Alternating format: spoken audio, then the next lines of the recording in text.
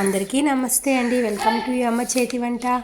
ఈరోజు అమ్మ చేతి వంటలో ఈజీగా అయితే రిబ్బన్ పకోడా ఎలా చేసుకోవాలో ముందుగా అయితే ఈ వీడియోలో మనం తెలుసుకుంటామండి. రిబ్బన్ పకోడాని ఈవినింగ్ స్నాక్ ఐటమ్స్గా పిల్లలకైతే మంచి టేస్టీ అయిన రెసిపీ, ఈజీగా చేసుకునే రెసిపీ ఇదైతే ఎలా చేసుకోవాలో ఈ వీడియోలో నేనైతే కప్పు కొలతలతో అయితే చూపిస్తాను. ప్రతి ఒక్కరూ పిల్లలకి ఇంట్లో ఈజీగా చేసి పెట్టే స్నాక్ ఐటెం అంటే ఇదైతే ఇప్పుడు చేసి అయితే చూస్తామండి. ఇవి చాలా క్రిస్పీగా గుల్లగా అయితే బియ్యం పిండితో చేసుకుంటే చాలా టేస్టీగా ఉంటాయి.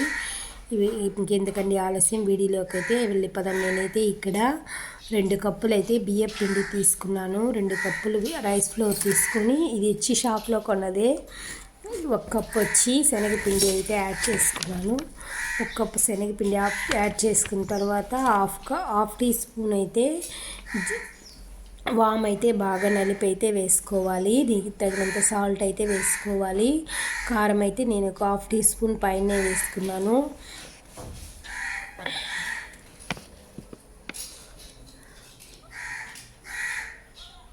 వాము బాగా నలిపి వేసుకొని పిండి ఎక్కడ ఉండలు కట్టకుండా బాగా మిక్స్ చేసుకోవాలి. ఇప్పుడైతే నేను 2 స్పూన్ల ఆయిల్ అయితే వేడి చేసి ఆయిల్ అయితే ఇందులో వేసి పిండి ఎక్కడ ఉండలు కట్టకుండా బాగా కలుపుకొని పొడిగా వేసుకొని కలుపుకుంటూ ఉండాలి. పిండి మనం బాగా చక్కగా కలుపుకున్నామంటే ఆయిల్ వేయకపోతే మనం పకోడీ అనేది గుల్లగా క్రిస్పీగా అయితే రావు. మనం ఖచ్చితంగా ఆయిల్ వేడి చేసి అయితే వేసుకోవాలి.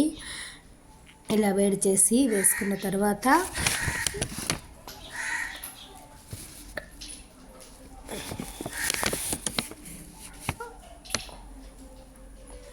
కొంచెంగా వాటర్ వేసుకుంటూ పిండి ముద్దనైతే రెడీ చేసుకోవాలి. మనం ఆల్రెడీ పిండి ముద్ద అయితే మనకు రెడీ అయిపోతుంది. మనం కొద్దిగా వాటర్ వేసుకున్నాం అంటే నిండా గట్టిగా కాకుండా, నిండా వాటర్గా మెత్తగా కాకుండా, మనం వేలు పెడితే దిగేంత కన్సిస్టెన్సీలో అయితే మనం పిండిని ముద్దగా చేసుకొని కలుపుకోవాలి. పిండి ఇప్పుడు ముద్దగా కలుపుకున్న తర్వాత బాగా పిండి మిక్స్ చేసుకుని కలుపుకుంటూ ఉండాలి. పిండి ముద్ద తయారు చేసిన తర్వాత అయితే మనం ఇప్పుడు జంతికల కొట్టంలో రిబ్బన్ పకోడా వేసి వచ్చే ఆ ట్రై అయితే వేసి ఆయిల్ ఆ జంతికల గొట్టానికి వాటర్ కానీ పిండి అయితే ఈ విధంగా గుళ్ళలు ఎక్కడ గడ్డ కట్టకుండా ఉండలు లేకుండా అయితే పిండిని బాగా మిక్స్ చేస్తామంటే పిండి బాగా సాఫ్ట్గా వస్తుంది. మనకు ముద్దగా అనేది బాగా వస్తుంది. కొంచెం వాటర్ వేసుకుంటూ కలుపుకున్నామంటే సరైన పర్ఫెక్ట్లో అయితే వస్తుంది.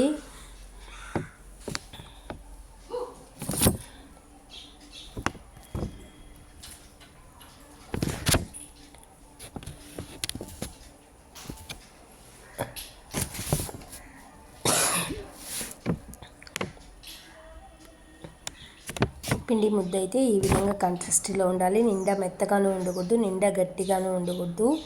ఈ విధంగా కలుపుకుంటూ ఉంటే కలిపి పెట్టుకున్న తర్వాత ఒక 10 నిమిషాలు అయితే మూత పెట్టి అలానే ఉంచేసి మనం ఒక కడాయి పెట్టి ఆయిల్ అయితే వేసుకుని ఆయిల్ బాగా హీట్ అయిన తర్వాత మీడియం ఫ్లేమ్లో అయితే పెట్టి మనం గొట్టంలో పకోడీ రిబ్బన్ పకోడా ప్లేట్ అయితే పెట్టుకొని రెడీ చేసుకొని ఆయిల్ కానీ వాటర్ కానీ అప్లై చేసుకొని పిండి ముద్దనైతే దాంట్లో రెడీ చేసి ఉంచుకున్నామంటే ఆయిల్ వేడెక్కిన తర్వాత మీడియం సైజులో పెట్టి మనం రిబ్బన్ పకోడాలో మనం తిప్పినామంటే ఈజీగా అయిపోతే మనం పకోడీ అనేది తయారైపోతుంది. బాగా వేసిన తర్వాత 2 నిమిషాలు బాగా కాలనించి ఆయిల్లో అయితే బాగా కాలిన తర్వాత తిప్పించి 2 వైపులా ఎర్రగా తిరిగే వరకు అయితే కాల్చుకోవాలి. ఇలా కాల్చుకున్న పకోడీని సర్వింగ్ బౌల్లో తీసుకుని సర్వ్ చేసుకుంటే టేస్టీ అయిన రిబ్బన్ పకోడా అయితే మనకు రెడీ అయిపోతుంది.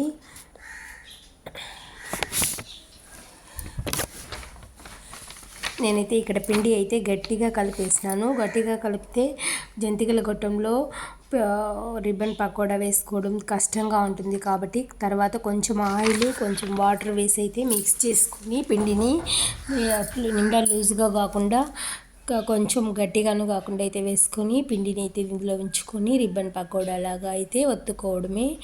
మనకు రెండు వైపులా తిప్పి కాల్చుకుంటే రిబ్బన్ పకోడా రెడీ అవుతుంది. ఈ విధంగా కొలతలతో చేస్తే మనకు ఎన్ని కిలోల రిబ్బన్ పకోడా అయినా మనం చేసుకోవచ్చు ఈజీగా. సాయంకాలం ఈవినింగ్ స్నాక్ ఐటెంలో అయితే పిల్లల కోసం అప్పటికప్పుడు అయితే ఈజీగా ఈ రెసిపీని అయితే చేసుకోవచ్చు.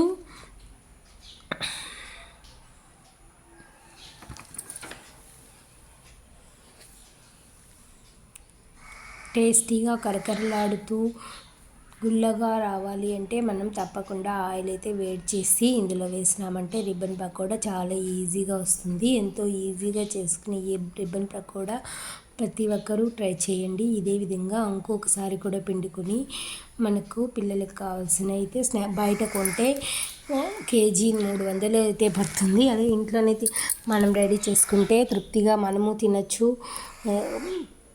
ఇంట్లో చేసిన బయట ఫుడ్ కంటే ఇంట్లో చేసిన ఫుడ్ హెల్త్ కాబట్టి పిల్లలకు కూడా బాగా నమ్మకంగా అయితే పెట్టచ్చు. మనం బయట ఏ ఆయిల్ యూస్ చేస్తారో మనకు తెలియదు కాబట్టి మన ఇంట్లో ఆయిల్తో మనం స్వయంగా చేసి పెడితే పిల్లలు కూడా ఇష్టంగా తింటారు, ఎక్కువగా కూడా తినచ్చు. ఇది స్టోర్ చేసుకుంటే 1 మంత్ అయినా ఉంటుంది. బాగా చల్లారిన తర్వాత చల్లారిన తర్వాత మనము ఎయిర్ కంటైనర్లో కానీ గాజు సీసాలో కానీ ఒక మూత ఉన్న డబ్బాలో అయితే స్టోర్ చేసుకుంటే 1 మంత్ వరకు కూడా ఉంటుంది. కానీ మనం అన్ని రోజులైతే ఉంచుకోంలే, 1 to 3 డేస్లో అయితే ఖాళీ చేసి పెట్టేస్తాము.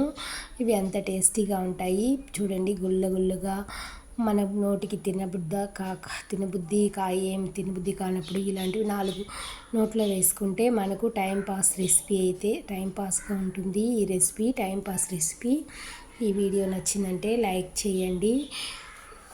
మరిన్ని మంచి రెసిపీ కోసం మన ఛానల్ని సబ్స్క్రైబ్ చేసుకోండి.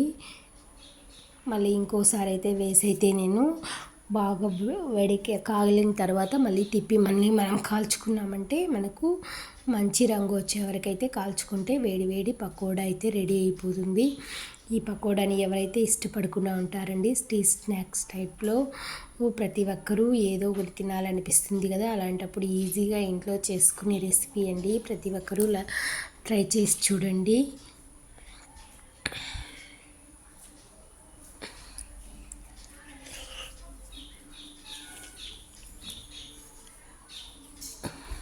వీడియో నచ్చితే లైక్ చేయండి, సబ్స్క్రైబ్ చేసుకోండి. Thank you for watching.